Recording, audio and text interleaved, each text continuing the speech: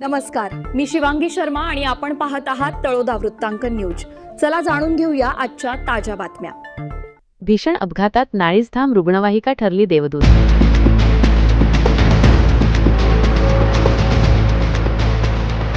विसरवाडीतील 2 तरुणांना मिळाले जीवदान।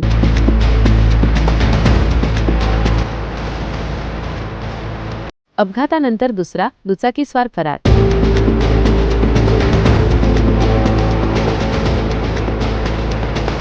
पायलट सुरेश वसावे यांची तत्परता ठरली कौतुकाचा विषय।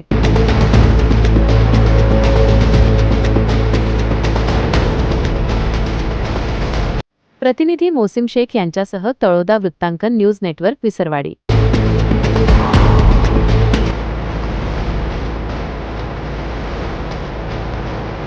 नमस्कार प्रेक्षक हो, विसरवाडी बंधारपाडा रस्त्यावर दिनांक 7 रोजी संध्याकाळी 7 वाजेच्या सुमारास 2 दुचाकींची समोरासमोर जोरदार धडक होऊन झालेल्या भीषण अपघातात 2 युवक गंभीर जखमी झाले।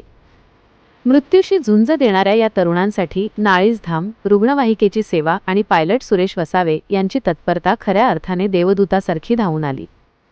वेळेवर मिळालेल्या उपचारांमुळे या दोन्ही युवकांचे प्राण वाचले असून परिसरात या सेवेचे मोठे कौतुक होत आहे। मिळालेल्या माहितीनुसार विसरवाडी बंधारपाडा मार्गावर 2 दुचाकींची अत्यंत भीषण धडक झाली। या धडकेत रोहित गावित व दीपेश गावित हे 2 युवक गंभीररित्या जखमी झाले।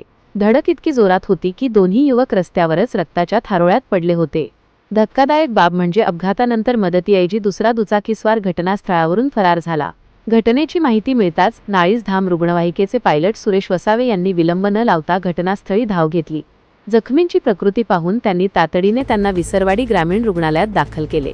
मात्र प्राथमिक उपचारानंतर त्यांची प्रकृती अधिक चिंताजनक असल्याने त्यांना जिल्हा रुग्णालयात हलवण्याचा सल्ला डॉक्टरांनी दिला।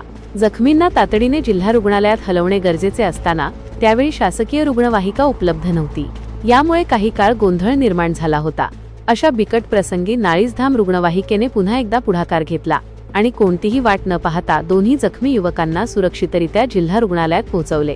ग्रामीण भागात आरोग्य सुविधांच्या मर्यादा असताना नाळीजधाम रुग्णवाहिकेने दाखवलेली ही संवेदनशीलता नागरिकांसाठी आशेचा किरण ठरली आहे। स्थानिक नागरिकांनी पायलट सुरेश वसावे यांच्या कार्याचे गौरव करत या सेवेला जीवदान देणारी सेवा असे संबोधले आहे। वेळेवर मिळालेल्या या मदतीमुळे रोहित आणि दीपेश या 2 युवकांच्या आयुष्यातील मोठा धोका टळला आहे।